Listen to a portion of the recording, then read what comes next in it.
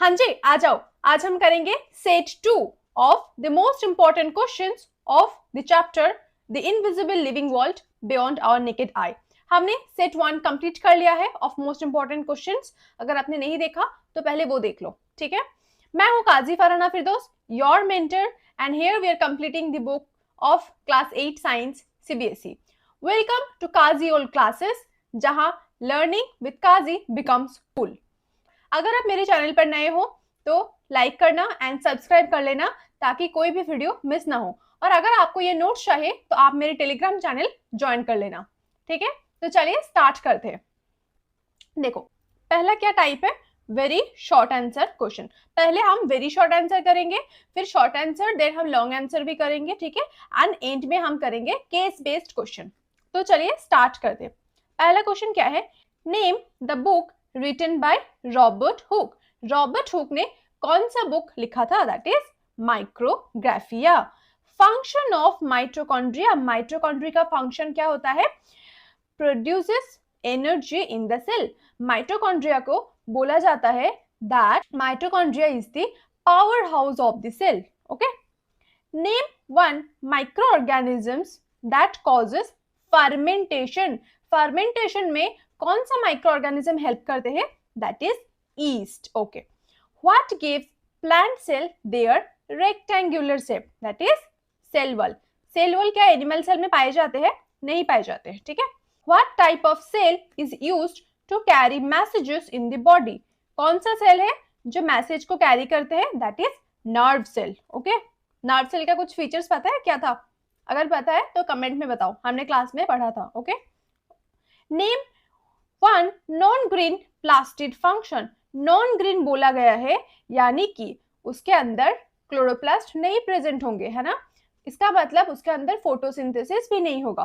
तो क्या होगा, एक और function, that is storage of substances, यानी कि जहां फोटोसिंथेसिस नहीं कर सकते वहां पे वो क्या करेगा, स्टोरेज कर लेगा, okay. What is the biogas mainly composed of. सबसे ज्यादा क्या पाए जाते हैं बायोगैस में, that is methane, okay. Which organism is used in cleaning oil spill? Oil spill को क्लीन करने में कौन सा ऑर्गेनिज्म ज्यादा यूज होते हैं, दैट इज बैक्टीरिया। किसने स्टडी किया, sir doctor Anant Mohan Chakravarty, okay. Next, what is the structure inside nucleus. Nucleus के अंदर एक स्ट्रक्चर प्रेजेंट होते हैं जिसको हम क्या बोलेंगे, न्यूक्लियोलस। देखो, what is the shape of bacteria. Bacteria का शेप क्या है, देखो, spherical, comma, rod and spiral. ये इंपॉर्टेंट है, आपके बुक्स में नहीं है लेकिन ये इंपॉर्टेंट है, ठीक है। नेक्स्ट, शॉर्ट आंसर क्वेश्चन यानी कि 2 मार्क्स के। How does spirulina help the environment and humans. Spirulina हमारे एनवायरनमेंट एंड ह्यूमन को कैसे हेल्प करते हैं, इट रिलीजेस ऑक्सीजन, ऑक्सीजन को रिलीज करते हैं। Help in cleaning, help in water cleaning, water को क्लीन करने में हेल्प करते हैं। And use as health supplement, ये हमने सेट 1 में भी करा था, है ना। Why is microscope important in microbiology. Microbiology में माइक्रोस्कोप का क्या इंपॉर्टेंस है, अगर माइक्रोस्कोप नहीं रहेगा तो आप माइक्रोबायोलॉजी नहीं पढ़ सकते, यानी कि माइक्रो ऑर्गेनिज्म को किसके हेल्प से पढ़ते हो, with the help of your microscope, okay. It helps in observing tiny living organisms that are invisible, यानी कि it helps us to observe something that are not visible to us, that are invisible to us, okay? जो हम normal आंखों से नहीं देख सकते, उसके लिए हमें क्या चाहिए, microscope to observe the micro organisms. अब आते हैं, व्हाट आर प्लास्टिड। प्लास्टिड क्या है, देखो, it's a organelle that are present in plant cell. Animal cell में पाए जाते हैं लेकिन बहुत ही छोटा, यानी कि ना के बराबर बोल सकते हो, ठीक है। ये जो लिखा है ना, नेम इट्स टाइप, ये उतना इंपॉर्टेंट नहीं है तो इसको आप स्किप कर सकते हो, लेकिन ये याद रखना कि क्लोरोप्लास्ट जो कि ग्रीन कलर के होते हैं, ये याद नहीं रखना, एंड इसको भी आप स्किप कर सकते हो, ठीक है। How is bread mould and how is bread mould different from east, यानी कि ब्रेड मोल्ड ईस्ट से डिफरेंट क्यों है, क्योंकि ब्रेड मोल्ड भी है हमारा फंगस, ईस्ट भी है हमारा फंगस, लेकिन ब्रेड मोल्ड क्या है हमारा मल्टी सेल्यूलर एंड ईस्ट क्या है unicellular. Very important, very important. What does cytoplasm contain? Cytoplasm क्या कंटेन करते हैं? Water, mineral, fat, proteins, carbohydrates. कैसे अंदर आते हैं? With the help of the pore that are present in the cell membrane. बोला था ना मैंने क्लास में कि सेल मेम्ब्रेन पोरस होते हैं, यानी कि उसके अंदर छेद होता है जिसके थ्रू जो एक्सक्रीटरी प्रोडक्ट होते हैं वो बाहर जाते हैं, एंड जो इंपॉर्टेंट प्रोडक्ट है जो आपको आपकी सेल को चाहिए, यानी कि जैसे कि आप बोल सकते हो कि मिनरल्स, फैट्स, कार्बोहाइड्रेट्स, जो भी चीजें सेल को चाहिए तो वो उस पोर्स के थ्रू अंदर आते हैं। देखो, why is cell called the basic unit of life? Cell को हम बेसिक यूनिट ऑफ लाइफ क्यों बोलते हैं? Because all the life function happen in the cell, यानी कि जो भी इंपॉर्टेंट फंक्शंस होते हैं वो सेल में ही होते हैं, and it makes up the structure of living beings. Living being के स्ट्रक्चर को बनाने में सेल बहुत हेल्प करते हैं, ठीक है। What is Foldscope? फोल्डस्कोप क्या है? A low cost paper microscope, एक पेपर माइक्रोस्कोप होता है that helps us observe micro organism. Micro organism को ऑब्जर्व करने में वो हेल्प करते हैं हमें, ठीक है। Why should we conserve microbes? आप बोलोगे माइक्रोब्स तो बहुत हार्मफुल भी होते हैं, सिर्फ हार्मफुल नहीं होते, वो हेल्पफुल भी होते हैं, इसकी वजह से हमें कंजर्व भी करना चाहिए उनको, ठीक है। क्यों? Because to maintain the oxygen balance. कौन ऑक्सीजन को बैलेंस करता है? हमने क्लास में पढ़ा था, बताओ कमेंट में। एंड इकोसिस्टम हेल्थ को भी ये मेंटेन करते हैं, ठीक है। अब आते हैं हमारा short answer question, that is 3 marks का जो आते हैं, है ना। Explain any 3 ways micro organisms are useful to humans. 3 ways बताओ जहां पे माइक्रो ऑर्गेनिजम्स हमारे लिए यूजफुल है। क्या है? Nitrogen fixation. कौन करते हैं नाइट्रोजन फिक्सेशन? वेरी इंपॉर्टेंट, काल के क्लास में भी हमने पढ़ा था, है ना। डिकम्पोज वेस्ट, वेस्ट को डिकम्पोज करते हैं, यानी कि कोई भी डेड या डिकेइंग मैटर को क्या करते हैं, छोटे छोटे पार्ट में तोड़ के उनके अंदर जो न्यूट्रिएंट्स प्रेजेंट होते हैं वो सॉइल को देते हैं, ठीक है। Used in card, bread and fermentation. जो कार्ड बनाने में यानी कि दही बनाने में, ब्रेड बनाने में क्या होता है ना, फर्मेंटेशन के काम में भी ये बहुत यूज होते हैं। Okay, next, right short notes on amoeba and paramecium. Amoeba का क्या है? शेप याद रखो, जो इरेगुलर शेप था, है ना, इरेगुलर शेप है। यूजेस स्यूडोपोडिया टू मूव, ये स्यूडोपोडिया के थ्रू वो मूव करते हैं, ठीक है। Paramecium has cilia for movement, movement के लिए ये क्या यूज करते हैं? सिलिया को यूज करते हैं, याद रखना इंपॉर्टेंट है। What are the component seen in onion peel cell?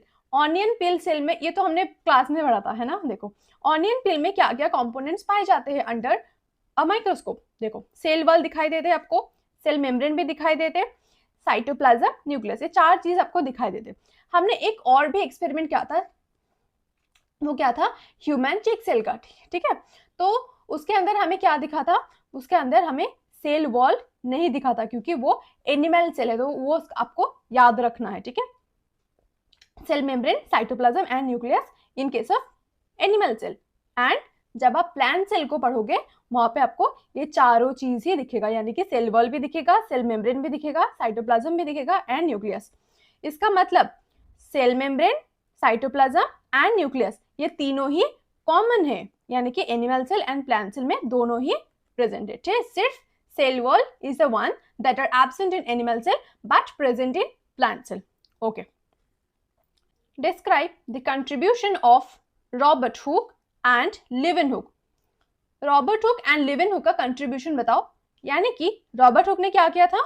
coined the term cell after observing cork, and Leeuwenhoek ने क्या किया था? ऑब्जर्व किया था लिविंग माइक्रोस्कोप। हमने पढ़ा था सबसे पहले किसने ऑब्जर्व किया था?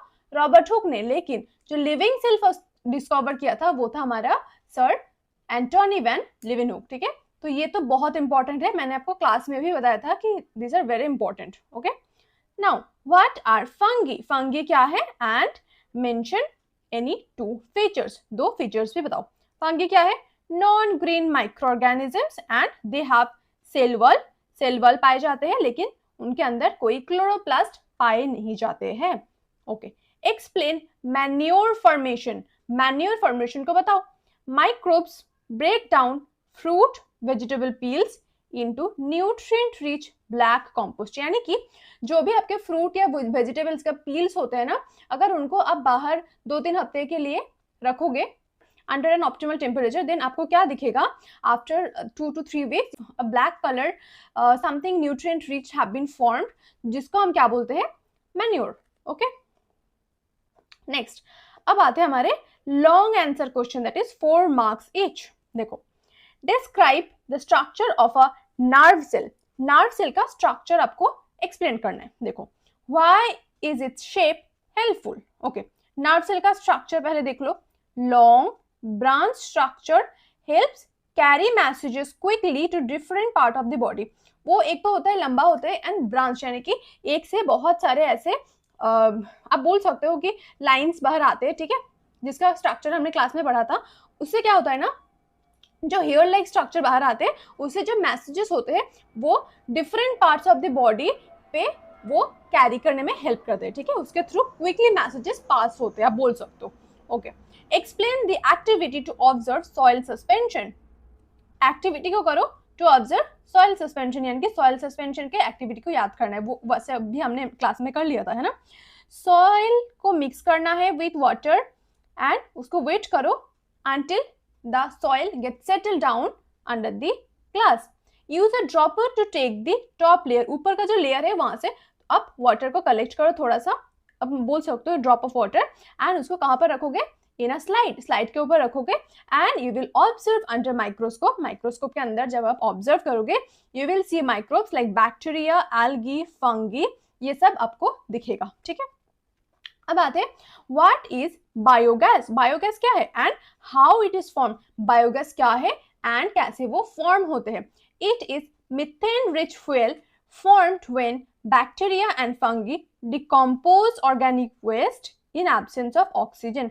एक तो बायोगैस बनते हैं absence of oxygen के ही, यानी कि हमने क्लास में ये भी देखा था कि absence of oxygen यानी कि ऑक्सीजन के बिना ये क्या करते हैं, जो भी बैक्टीरिया एंड फंगी होते हैं वो ऑर्गेनिक वेस्ट को डिकम्पोज करते हैं, ठीक है, जिसमें क्या प्रेजेंट होते हैं, सबसे ज्यादा मीथेन पाए जाते हैं, ठीक है।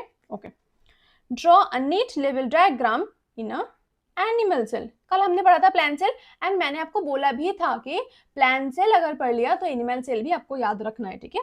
तो अभी देख लो, स्ट्रक्चर को याद करते हैं इनसाइड आवर क्लास। ओके, क्या क्या लेबल करना है, cell membrane, cytoplasm, nucleus, mitochondria. देखो जो वैक्यूल्स दिया हुआ है ना, ये आप स्किप कर सकते हो, क्योंकि आपके जो पिक्चर्स है ना, यहाँ पर देखो वैक्यूल्स यहाँ पर एरो नहीं दिए गए हैं, ठीक है, तो आप इसको स्किप कर सकते हैं। बुक्स में भी दिया गया है आपको कि लाइक कम ही होते हैं, लाइक ना के बराबर ही प्रेजेंट होते हैं वैक्यूल्स। ओके, तो देखो स्ट्रक्चर्स कैसे बनाएंगे एनिमल सेल का। पहले हम करेंगे क्या, देखो पहले हम ऐसे ही ओवल शेप का बना लेंगे। ओके, फिर अंदर में हम रखेंगे न्यूक्लियस, जो कि ओवल शेप या राउंडेड शेप के होते हैं ना। फिर ये जो बचा हमारा अंदर के पार्ट, वो हुआ हमारा साइटोप्लाज्म, यानी कि देखो हमने कर लिया सेल मेम्ब्रेन, फिर हमने कर लिया न्यूक्लियस, एंड अंदर के पार्ट साइटोप्लाज्म, उनको ड्रॉ करने की कोई बात ही नहीं है ना। फिर आते हैं छोटे छोटे रेड पार्ट्स, जिसको हम क्या बोलेंगे, माइटोकॉन्ड्रिया, एंड जो वैक्यूल्स है ना, वो देखो एरो नहीं बनाया हुआ है, ठीक है, तो ये आप ड्रॉ नहीं करोगे। क्लोरोप्लास्ट भी प्रेजेंट नहीं होते एंड सेल वॉल भी प्रेजेंट नहीं होते हैं। तो आपको याद रखना है कि in case of animal cell आपके पास क्या है, सेल मेम्ब्रेन प्रेजेंट है। देखो in case of animal cell आपके पास क्या है, cell membrane, nucleus, cytoplasm and mitochondria. And plant cell में क्या है ना, ये सब चीज प्रेजेंट है।